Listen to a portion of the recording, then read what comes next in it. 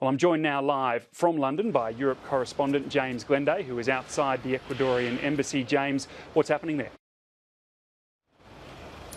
Good evening, David. Well, you can probably see a little bit behind me. We've got a fairly large crowd now, some of Mr Assange's supporters, but a huge contingent of media waiting to see if we're going to see any sign at all of Mr Assange on that balcony where he's made several appearances now over the past 5 years. There was a fair bit of excitement here among his supporters when they learned the news that this rape investigation has been dropped for the time being, and they're now demanding that the UK government give Mr Assange free passage through London to the airport so that he can then fly to Ecuador where he has asylum.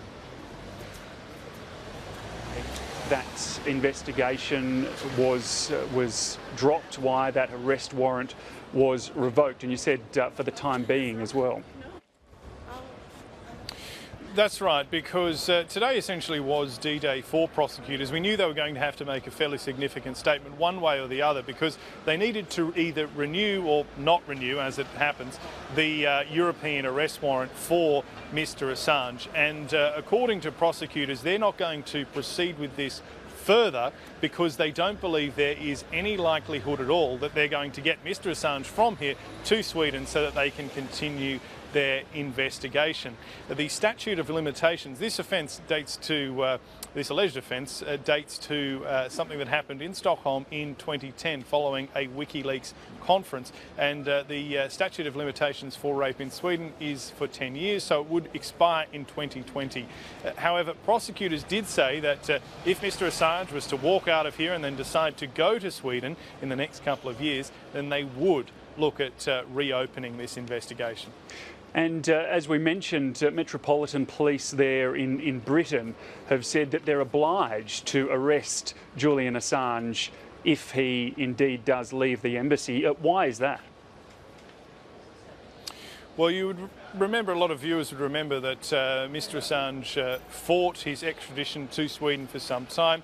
When it became clear, he was out on bail, and when he was out on bail and it became clear that he was going to be extradited to Sweden, he did take refuge in the Ecuadorian embassy. So British authorities want him on that completely separate charge of breaching his bail conditions.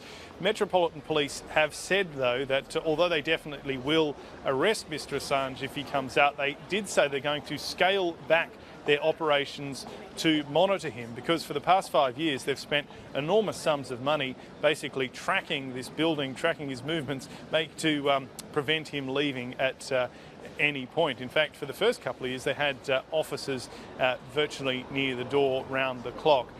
What Mr Assange's team, though, and his legal team have long been worried about is that he could be extradited from either Sweden or Britain to the United States. And the new Trump administration has made a number of suggestions that perhaps he could be arrested, or perhaps that some sort of case against him is underway. And that's the other thing supporters here this evening are demanding. They're demanding that the UK government not only give him free passage, they're demanding to know what the US government wants to do with Mr Assange, because they have long believed that, his lawyers have long believed that a big investigation is underway into his work with WikiLeaks. James Glenday in London, thanks so much for that.